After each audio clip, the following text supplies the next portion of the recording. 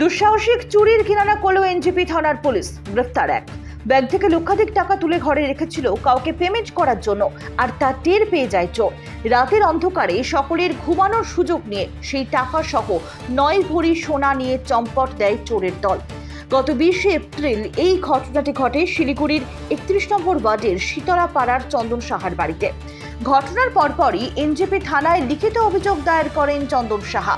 অভিযোগের ভিত্তিতে তদন্ত নামে এনজেপি থানার সাদা পোশাকের পুলিশ।